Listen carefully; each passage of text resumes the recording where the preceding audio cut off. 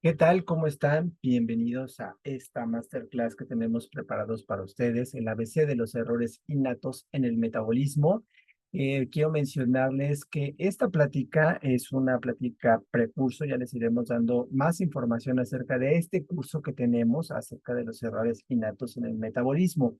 Pero para ya no consumir el tiempo de nuestra profesora y también de ustedes, vamos a dar paso a esta plática. Así que cedo el micrófono a la maestra, a Beatriz Cedillo. Bienvenida y bienvenidos a todos.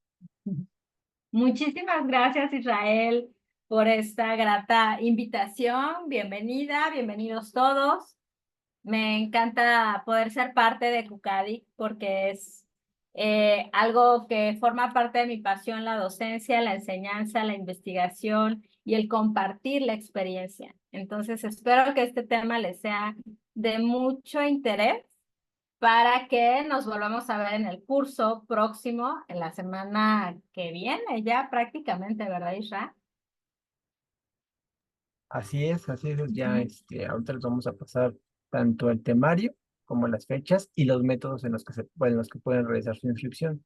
Estás perfectísimo. Entonces, vamos a hacer una probadita de todos los temas que vamos a ver. Y pues les agradezco su interés, su atención y su puntualidad. Les voy a compartir la pantalla.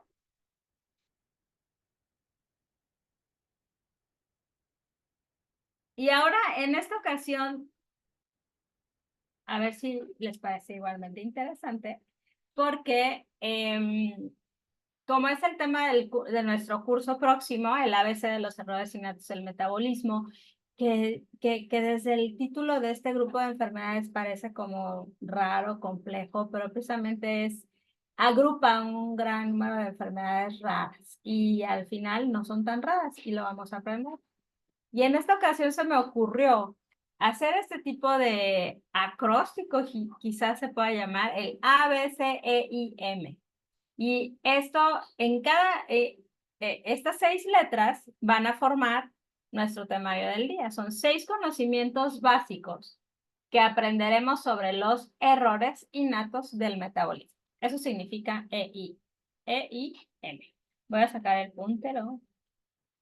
Bueno, entonces vamos a ir viendo qué significa cada letra y cómo es que precisamente como magia se acomodaron los conceptos que justo hoy quería yo compartirles. Entonces vamos a empezar en la letra del ABC, tenemos que empezar de los antecedentes históricos. No podemos conocer algo si no lo conocemos desde raíz. Hoy sabemos que para entender nuestro presente hay que conocer el pasado. Entonces, es necesario en todos los aspectos de la vida y por qué no lo profesional y por qué no en este tema tan importante de lo que hoy vamos a aprender, pues tengamos que hablar de la historia. Entonces, la historia forman parte 4 personajes sumamente importantes, porque hoy que entendemos el trabajo de ellos, si ellos estuvieran vivos, wow, yo creo que se volverían a morir de un infarto. De todo lo que sembró como base, se estableció como base su gran avance y trayectoria que tuvieron en la tecnología, en el beneficio a la comunidad, a la sociedad, al mundo completo y al salvar vidas. Entonces, nos remontamos a 1902 con el doctor Garrod, quien describe el primer error innato del metabolismo, que se le denominó alcaptonuria, pues más o menos 30 años después, tomando los fundamentos que describe Garrod en esta enfermedad, que ahorita les voy a decir de qué se trata esa enfermedad, pues toman como base esa descripción clínica del padecimiento descrito bioquímicamente por Garrod. Folling toma esa base de conocimientos y lo aplica, entre otras investigaciones que él aportó, para describir clínicamente la fenilcetonuria. Y de ahí salen 2 personajes importantísimos. El doctor Folling con el doctor Bickel se integra en su trabajo para completar la información clínica. Folling describe lo clínico y Bickel en conjunto desarrollan o establecen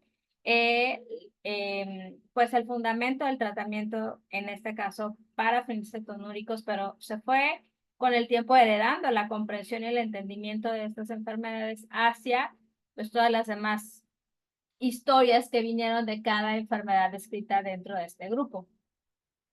Para que Bickel y Folling estuvieran seguros de que el éxito de su abordaje clínico y de su abordaje en el tratamiento eran congruentes, precisos, exactos, convenientes en la salud de los pacientes, y sobre todo aquellos pacientes que reclutan en estudios clínicos para evaluar precisamente el por qué ese retraso mental profundo podría ser un tanto mejorado o pues sí, mejorado, porque ya tenían un retraso mental irreversible, pero se dieron cuenta que modificando la dieta, su retraso mental podría tener un poco más de respiro en cuanto a sus habilidades que podrían haber ido adquiriendo conforme ese estudio clínico les permitía. Entonces le piden a Guthrie que, pues de favor, doctor, ayúdenos que desde su expertise investigadora microbiológica desarrolle un método que nos permita saber si esos pacientes pueden estar teniendo altos niveles de concentración de fenilalanina en su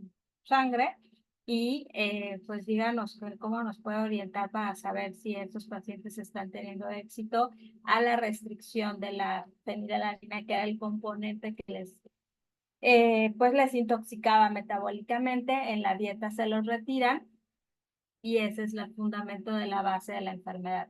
Guthrie desarrolla el primer método de tamizaje neonatal y de ahí todo lo que les voy a contar.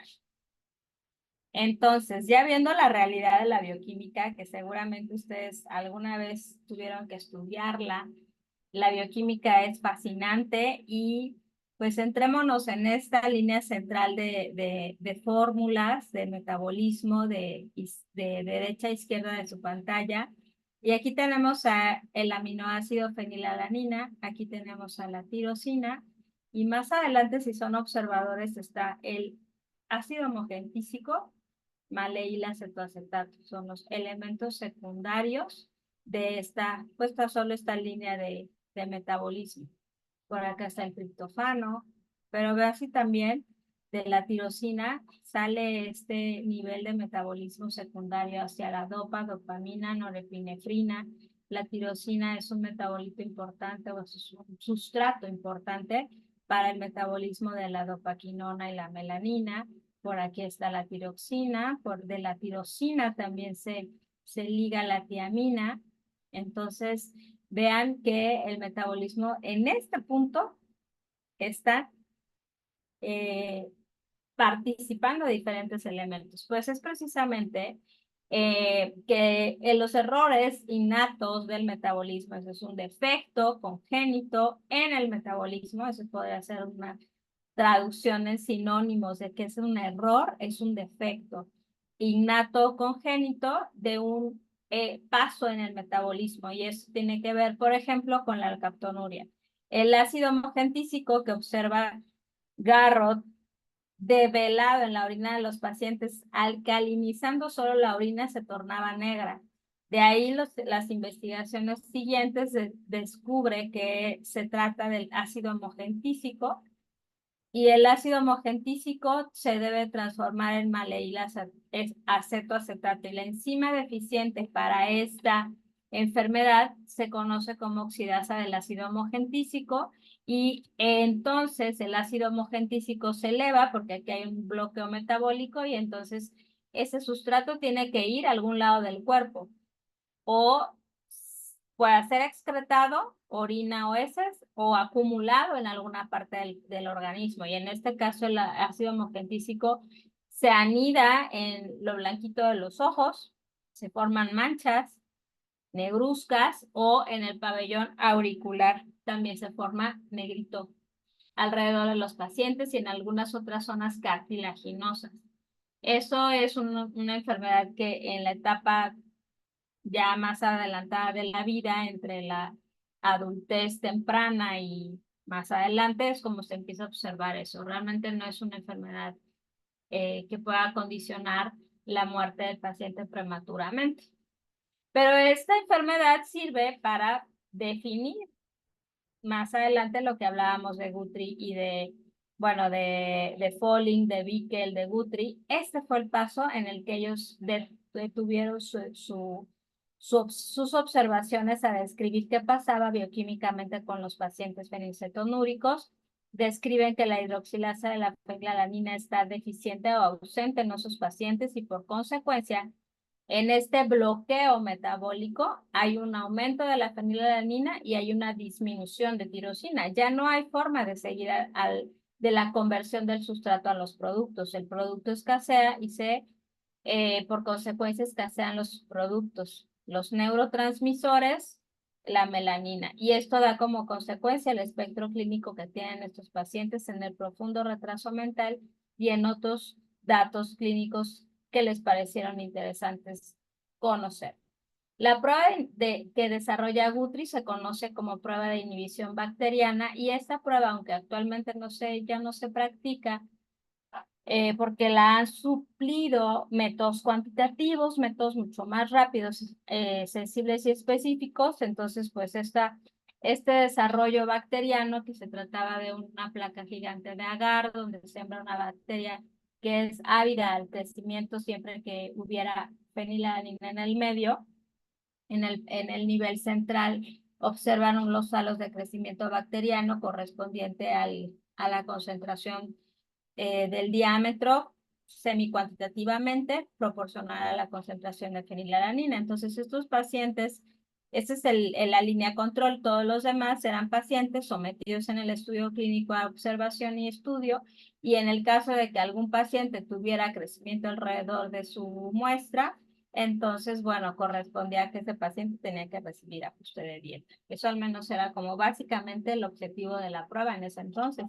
pero de ahí se dieron cuenta qué tan útil era esta prueba, que tenían que transmitir la información a otros centros hospitalarios para que lo aplicaran y que se pudieran salvar las vidas de los pacientes antes de que se profundizara el retraso mental y fueran identificados oportunamente. Así es como desarrolla la prueba de tamizaje neonatal, que es lo que también se conoce pues en la bibliografía como screening. Y el screening era precisamente esto, una prueba que permitía aplicarla a todos los pacientes y cachar aquellos defectuosos metabólicamente. Define que para poder recortar estos circulitos, pues hacerle una punción en el talón era lo menos invasivo, recolectaba la muestra en una tarjeta filtro y de ahí recortaba un pedacito y lo sembraba en la placa. Esto es el fundamento de lo que hoy conocemos como tamizaje neonatal, que vamos a verlo más adelante. Así es como Guthrie, como microbiólogo investigador, pues desarrolla esta prueba, observa, crea, y hoy es un gran derecho al nacimiento en todos los países del mundo. El doctor Guthrie desarrolla la prueba alrededor de 1960. No es una prueba ni un programa neonatal pues, que se ha establecido en los países desde hace algunos años. Realmente son programas de prevención no tan antiguos, pero precisamente se establece el término screening como algo que en la América Latina también se conoce como cribado neonatal. Nosotros en México, en muchos otros países latinoamericanos, lo conocemos como tamizaje o pesquisa. Y este es el sentido de la prueba, es someter a todos, como este tamiz, esta malla de filtro lo han visto en la industria de la construcción, cierne la arena, se quedan las piedras irregulares, pasa lo homogéneo y aquí arriba se queda lo feo. En este caso es como la prueba de tamizaje, se identifican los defectuosos metabólicamente y entonces pasan visiblemente todos los pacientes normales a simple vista. En una sola prueba se someten al estudio y se quedan solo identificados los anormales. Esto no es una prueba de diagnóstico, sino acuérdense, esta es una prueba de escrutinio de sospecha. Y así se fundamenta lo que hoy conocemos, bueno, como ejemplo les pongo el de Ontario, pero todos los países en el mundo tienen desde su sistema de salud una estructura de programa de tamizaje neonatal y esto pues básicamente está organizado de esta manera. Un laboratorio central, el gobierno, el Ministerio de Salud auspiciado por pues, las leyes nacionales, y en cuanto a la ley de salud, pues rigen al laboratorio nacional, donde se realizan todas las muestras y se concentran de todos los estados de ese país hacia el laboratorio central, y ese laboratorio central pues obedece a normas. Las instituciones de salud obedecen la norma que establece el Ministerio de Salud, y entonces hay un sistema organizado de recolección de muestras desde hospitales, casas, que son transportados por cualquier medio de envío, terrestre, aéreo, vaya hasta caminando, correo, lo que sea, para tener un 100% de cobertura o garantizar el derecho del tamizaje neonatal a todo aquel bebé que haya nacido en ese país. El procesamiento se realiza en el laboratorio central. Hay todo un equipo multidisciplinario que, además de procesamiento de muestras, pues también tienen forma de realizar pues capacitación al personal, investigación, sistema de calidad que por supuesto es vital y necesario, y pues todo el archivo documental que se requiere para poder organizar todos los resultados que se obtienen y que vayan identificando a aquellos pacientes que resultaron positivos, no nada más darles el resultado, sino establecer un diagnóstico, un seguimiento y un tratamiento.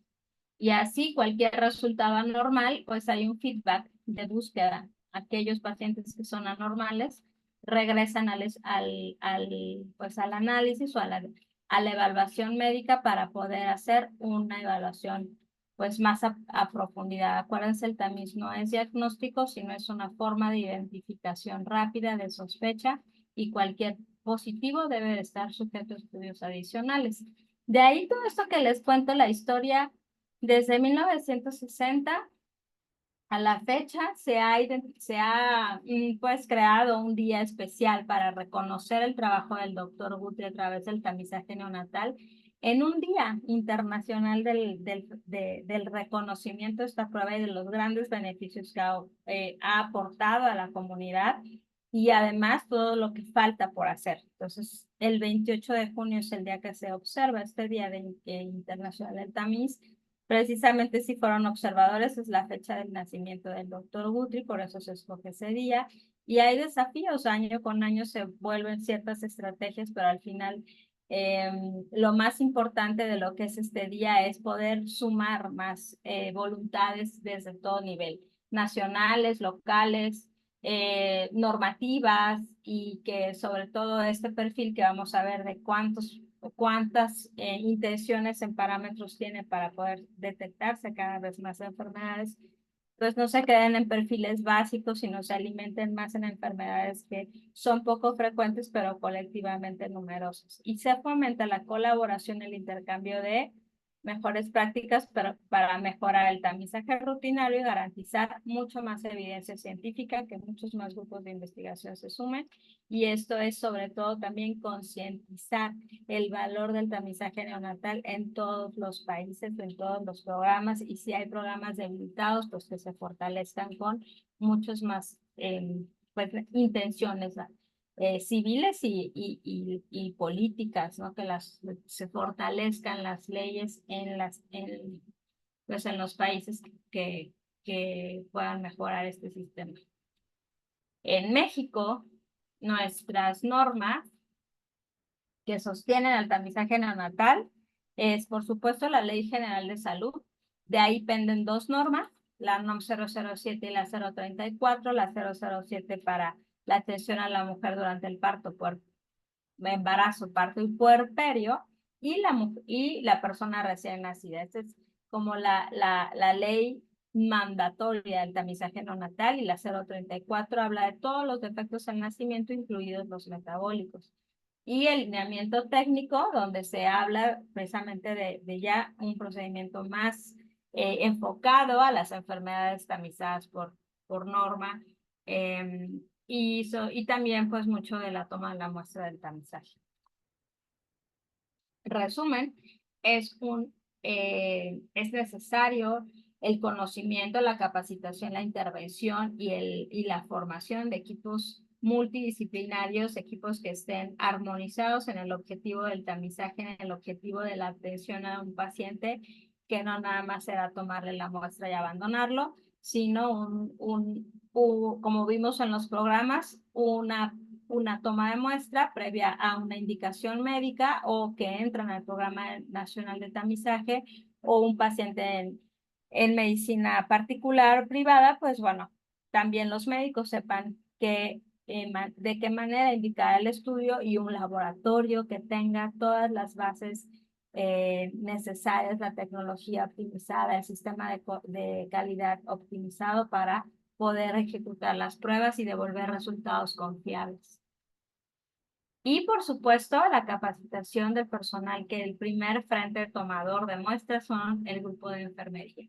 Y de ahí, bueno, los flebotomistas, los técnicos, los químicos, que generalmente son los que se encargan de la toma de la muestra, para que tomando una toma de muestra correcta, no fragmenten el circuito preciso de la intervención de un paciente. Que haya una buena toma, que el laboratorio procese correctamente y que el clínico interprete. Entonces ahí tenemos a los tres elementos para que un sistema funcione y que al final el beneficio del paciente ante un positivo sea atendido rápidamente y pues salvada su vida.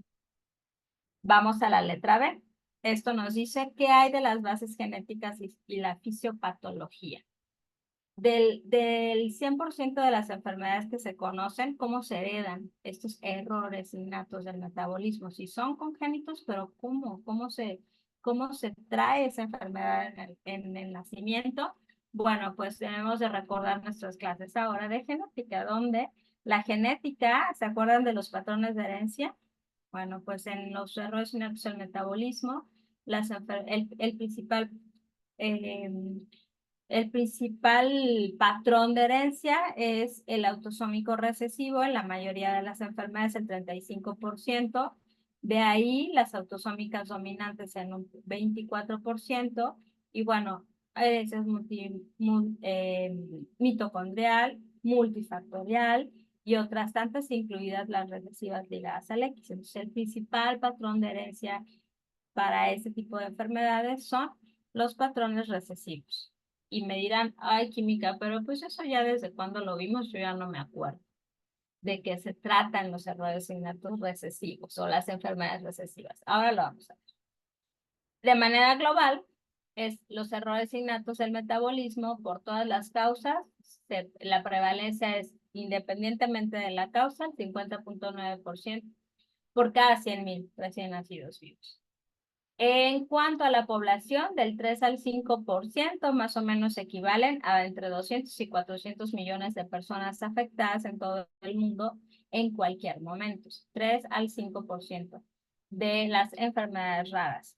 Y la tasa más alta de errores innatos se encuentran en regiones mediterráneas donde hay una alta tasa de consanguinidad. Y eso es un dato importante que los clínicos o incluso vayan en el historial médico, si nosotros nos involucramos un poco más en el antecedente del paciente, es probable que encontremos que dentro del historial clínico hayan datos de consanguinidad.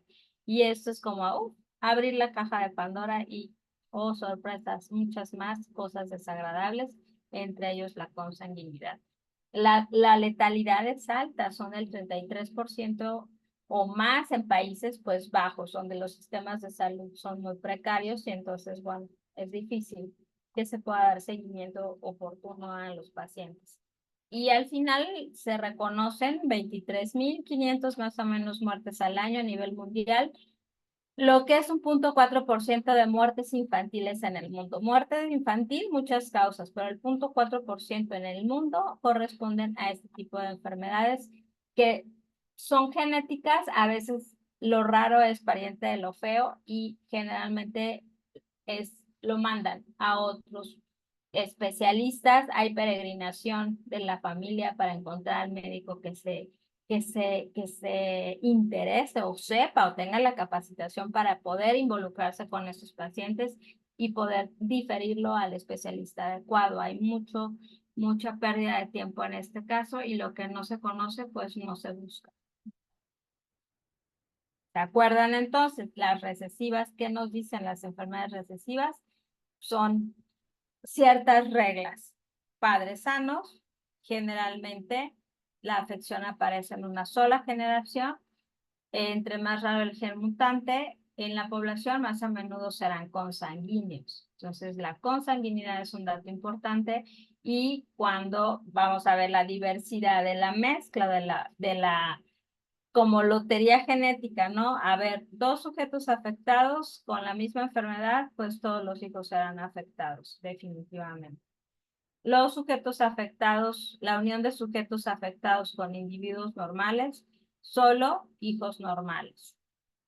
Y la unión de un individuo afectado con un heterocigoto, la mitad de los hijos afectados. No hay diferencia en sexos, se afectan de manera igual y la recurrencia es del 25%.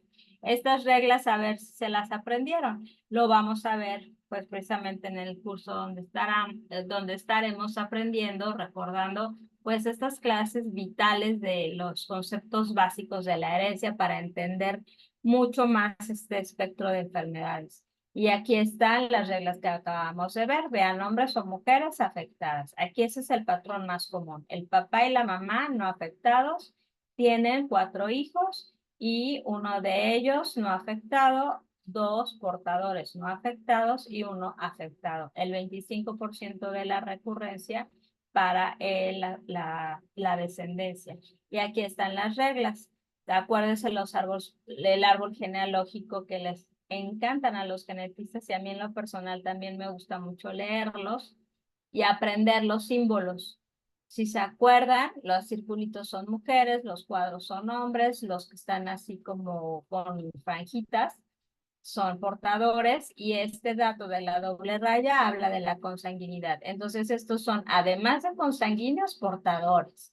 Y sí, precisamente porque siendo familia, pues comparten esa herencia genética, pues de alguna manera oculta. Al casarse, tienen 4 hijos y igual como lo vemos acá, dos sanos, una portadora y un hijo enfermo que se casa con otra enferma. Bueno, Dios los hace y ellos se juntan, porque entonces vean, afectados, pues no hay más que tener afectados, pero si un afectado se casa con una portadora, pues tienen 50% de recurrencia y una portadora con un sano, pues van a tener puros portadores, porque es un gen, una enfermedad y cada quien tiene una copia buena y una copia mala. ¿Mm? Esto es muy claro cuando hablaremos de las recesivas y las dominantes, porque ya lo vimos así como muy rápido, pero en el curso lo veremos un poco más a detalle y haciendo algunos ejercicios para que quede más claro, porque saben que los errores innatos del metabolismo pues también tienen herencia dominante.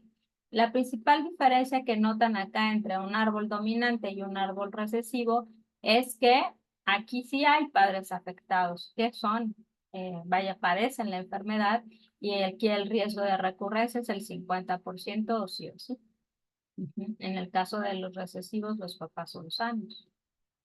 Y en la fisiopatología de la enfermedad, entonces, en resumen, como lo vimos con Guthrie, como lo vimos con la historia de Guthrie, de Folling, de Garrod, ellos fueron los investigadores, los científicos, los observadores que hoy nos ayudan a entender qué pasa en una ruta metabólica, el sustrato, al fallar una enzima o aquel elemento que interviene en la transformación de un producto a un sustrato está bloqueado. Ese es un bloqueo metabólico, es que no existe la enzima o se sintetiza de manera insuficiente, entonces se acumula el sustrato, se escasean los productos y subproductos y aumentan, ahí está, aumenta el sustrato, disminuyen los productos y por consecuencia hay rutas alternas para desahogar lo acumulado.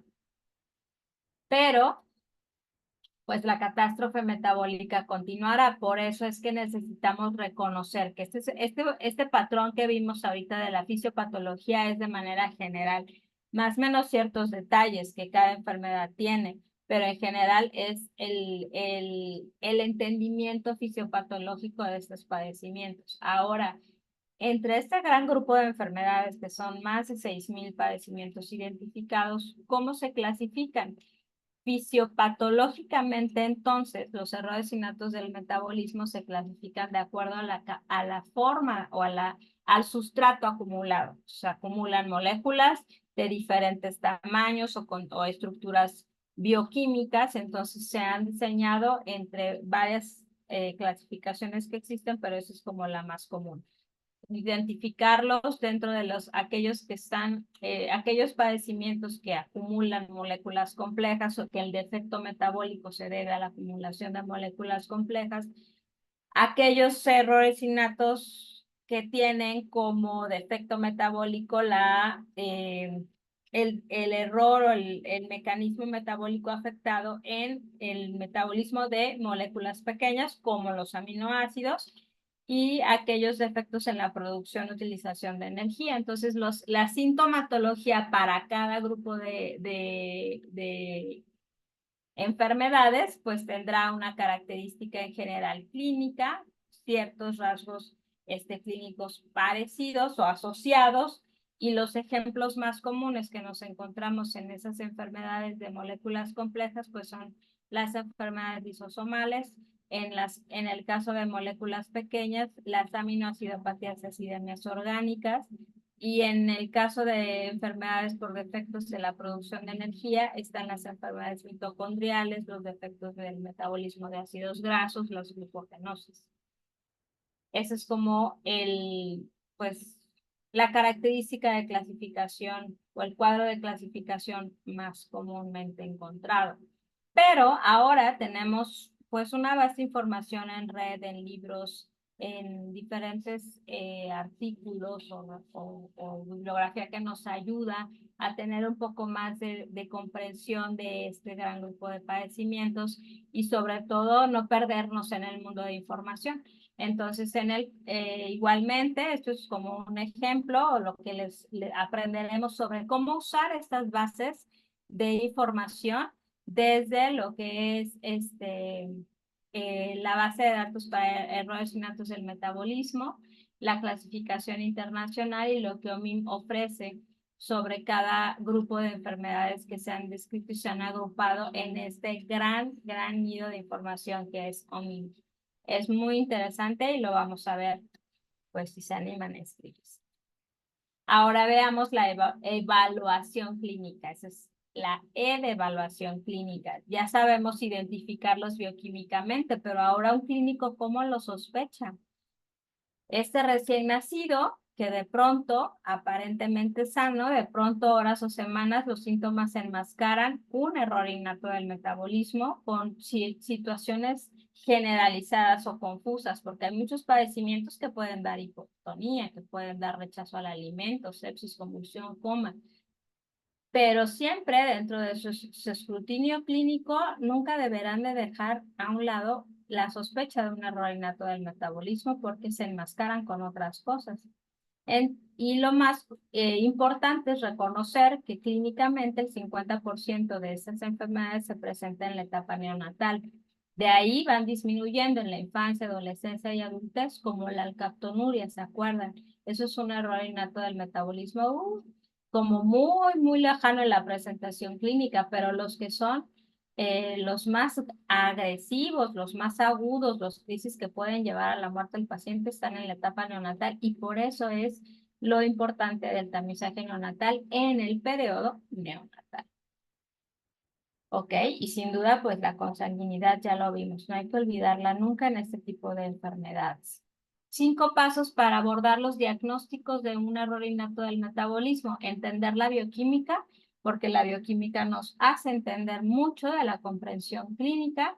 Sospechar a través de pruebas que nos permiten evaluar el contexto en general del paciente en cuanto a las habilidades de las pruebas que nos permitan encontrar respuestas de este tipo de enfermedades, que el laboratorio clínico esté habilitado y capacitado para poder realizar las pruebas de tamizaje y todas las demás pruebas de especialidad, porque el tamizaje está dentro de un grupo deberá estar o generalmente está en laboratorios de especialidad, no es una prueba rutinaria, si bien los laboratorios se equipan de pruebas rutinarias, porque sí, precisamente son pruebas de mayor número de muestras al día en el trabajo de laboratorio, pero las pruebas o las áreas de especialidad, dentro de esas está el tamizaje neonatal. No es una prueba rutinaria, pero sí es importante que los laboratorios cada vez estén más interesados en implementar las técnicas para realizarlo. De ahí, teniendo un tamizaje pues, procesado de manera correcta, confiable e interpretable, ese resultado pasa al diagnóstico y de ahí el diagnóstico o el clínico tomará decisiones fundamentadas para poder establecer un tratamiento. Entonces, decíamos de este metabolismo ya lo vimos, la clínica de la fenilalanina o de la fenilcetonuria. Este es el sustrato acumulado es la fenilalanina, por consecuencia hay una hiperfenilalaninemia. El sustrato acumulado disminuye tirosina, al haber poca tirosina hay disminución de neurotransmisores y melanina. ¿Cuál es el espectro clínico de sus pacientes? Despigmentación de la piel y lo que la bibliografía habla como un aspecto nórdico. Y un retraso mental profundo. Y en esta misma ruta metabólica que asociada a este paso en donde la hidroxilasa de la fenilalanina está ausente o disminuida para poder condicionar la enfermedad de la fenilcetonuria, bueno, pues también vean más adelante en este mismo bloque del metabolismo, pues está otra enfermedad que es el albinismo. Pero este albinismo tiene un patrón de herencia diferente a la fenilcetonuria, pero están casi en la misma línea metabólica. Aquí abajo está la alcaptonuria, que esto también es recesiva, el albinismo es dominante, pero vean cómo es el patrón de herencia, el patrón clínico bioquímico un tanto peculiar entre estos pacientes, donde sin duda lo vimos en el mapa metabólico, la melanina pues está involucrada. La tirosina es el punto central para la síntesis de la melanina y si no hay, pues vean el aspecto de estos pacientes, aunque las enfermedades pues son un tanto pues sin duda distintas en todo su cuadro clínico. Por eso es que el clínico no nada más tendrá que enfocarse pues a la clínica sin duda, sino también ahondar en la comprensión bioquímica y en echar mano de otras pruebas, no nada más el tamizaje, sino un perfil especial de estudios de laboratorio que ahonden un poco más al diagnóstico de los errores innatos y que les dé información,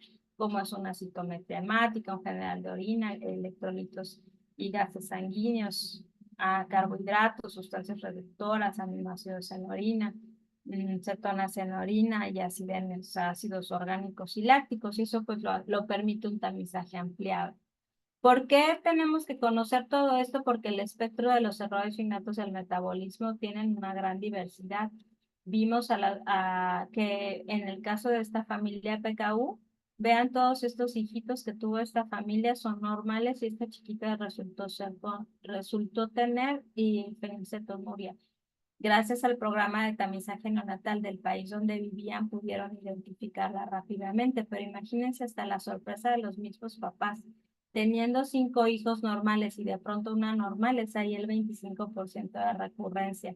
Esta enfermedad existe y en México es la segunda más frecuente y por eso es una de las tamizadas en México.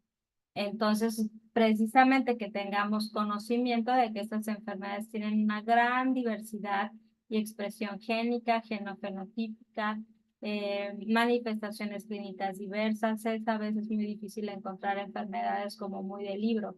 Hay que estar muy atentos a los factores que pueden verse influenciando la presentación clínica de la enfermedad. Y este es otro grupo de las LSD, que son las enfermedades lisosomales, o también el espectro clínico de esas enfermedades en su presentación, pues es diversa. Y esto lo vamos a ver también en el curso, cómo este grupo de enfermedades pues tienen pues un patrón específico de identificación bioquímica a través del laboratorio. ¿Y qué nos dice el laboratorio? Pues todo depende. Todo depende de qué, de lo que solicite el clínico, de lo que el clínico sepa sobre el perfil neonatal o las pruebas de laboratorio que hay para errores innatos del metabolismo. Si la solicitud médica es a partir de un escrutinio de rutina para el recién nacido o ese paciente ya está enfermo. O si sabemos que hay un tamizaje neonatal o lo vamos a ver cuál es un perfil metabólico para un adulto que pues tiene ahí un tema porque sí he recibido peticiones de tamizajes para adultos o para adolescentes, pero quizá necesita un enfoque diferente. Dependiendo de la comunicación que tenga el clínico con el laboratorio, se les puede orientar. En el caso del perfil de tamiz, pues seguramente ustedes han visto es que hay una gran variedad. ¿Cuál es el que se requiere o cuál es el mejor o cuál es el menos peor? Vaya, hay un espectro de tamizajes con parámetros de diferentes enfermedades, ¿no? Que se tamizan. Por eso el clínico debe de saber cuántos parámetros incluye el perfil o el laboratorio, compartirles la información y no nada más al médico tratante, sino también a los familiares, que son los que toman la decisión financiera, porque entre más equipado esté ese tamizaje, pues tendrá un costo distinto en caso de servicio privado. ¿Cuántas enfermedades detecta? Y es lo que comúnmente preguntan. ¿Y de cuántos parámetros incluye el perfil? Pues es la información que se les debe de proporcionar. Todo dependerá de la metodología con la que cuente el laboratorio para hacer ese perfil. Digamos que de lo más baratito y común, aunque no dista de la complejidad que esto represente, pues desde una ELISA, que podríamos decir, bueno, una ELISA simple, es rutinaria, ya sabemos muy bien la técnica, pero de ahí vamos escalando a la complejidad y al costo de la metodología hasta llegar a lo genómico, pasando por la espectrometría de masas en tándem, la electroforesis. Cada metodología pues tiene la capacidad de medir diferentes parámetros, entonces entre más eh, armados, o sea, entre más metodología tengamos incluida en el perfil, pues más oportunidades habrá de parámetros y mucho más costoso quizás será. Porque esto lo debemos de saber así rápido, porque si el médico nos pregunta en el caso de estar investigando una razón de anemia hemolítica, el médico nos dice, bueno, su perfil de tamizaje me da respuesta para indagar si existe una enfermedad metabólica porque sospecho de deficiencia de glucosa 6-fosfato deshidrogenasa. Ah, sí, sabemos que es una enzimopatía congénita por deficiencia de esta enzima y en caso de que nuestro perfil no la incluya, le sabremos decir, doctor, pídala de otra manera, el tamizaje no incluye esto, pero el ampliado sí, etc. Entonces, eso lo vamos a platicar en el curso con más detalle. Hay algunos perfiles que para hemoglobinopatías, si estamos buscando anemias hemolíticas por hemoglobinopatías o congénitas y que puedan estar asociadas a deficiencias en la estructura de las hemoglobinopatías, un perfil que incluye hemoglobinas anormales. No todos los perfiles de tamizaje lo incluyen. Si está buscando el médico la sospecha de una esferocitosis hereditaria, bueno, el tamizaje no sirve de nada. Tenemos que sugerirle, en caso de que nos preguntara o consultara al laboratorio, bueno, pues ya pruebas especiales para descartar o confirmar una esferocitosis hereditaria. Entonces, la correlación clínica-laboratorio, la comunicación, que por medio de todos estos foros podemos poder compartir esa experiencia y que siempre haya el mejor beneficio al paciente en su atención. Y como esto al final, los perfiles neonatales pues tienen mucho que ver con la metodología. Si queremos un perfil básico, pues bueno, vamos como en bochito, pero llegamos al objetivo. Pero si queremos invertirle al perfil y nos compramos un masas, bueno, pues andaremos en Ferrari y ofreceremos mejor número, o sea, mejor perfil, mejor mucho más información. Es como los seguros de vida, ¿no? Cuánto queremos que nos cubra en la seguridad de nuestra póliza, es igual en el tamizaje neonatal. Podemos ir a lo básico, podemos ir al ampliado, y eso también lo vamos a ver en el curso. Toda esta metodología pues tiene que ver con los perfiles básicos y ampliados, las razones por las que no nada más estudia la sangre proveniente de la muestra, sino también orina. Eso también lo vamos a ver. ¿Qué metodologías hay? El laboratorio, si no lo tiene uno, bueno, lo tiene otro, y así vamos entendiendo cómo es la necesidad de las pruebas genéticas alrededor del diagnóstico de errores innatos. Y precisamente el laboratorio exigirá una calidad de muestra analítica, ¿verdad? Aun cuando no lo tome el laboratorio que procesa, pero nosotros lo podemos tomar en nuestra unidad, ¿no? Hospitalaria y referirlo al laboratorio de proceso. Para eso, pues, La muestra biológica sin duda busca, o la intención del diagnóstico a través del laboratorio es, la NOM 034 es la búsqueda intencionada de errores innatos en metabolismo, defectos metabólicos, y es la base de lo que hoy conocemos como perfiles ampliados. Vean lo que esta tabla del CIE-10 armoniza como enfermedades metabólicas, desde un hipotiroidismo congénito, hemoglobinopatías y pasando por todos los trastornos, dependiendo de la ruta metabólica de la que se trate. Entonces, la 034 nos dice, de todo este mundo de enfermedades, las metabólicas son estas, ¿ok? ¿Y ahora qué hacemos? Bueno, para ese grupo de enfermedades necesitamos este tipo de muestra. En la NOM 007 nos dice que para el neonato, para la búsqueda intencionada, necesitamos tomarle muestra del talón a las 72 horas hasta los 5 días y cuántas enfermedades se van a diagnosticar o tamizar o indagar, porque no se diagnostican, sino se sospechan, y de ahí, bueno, tomar la muestra y enviarla al laboratorio.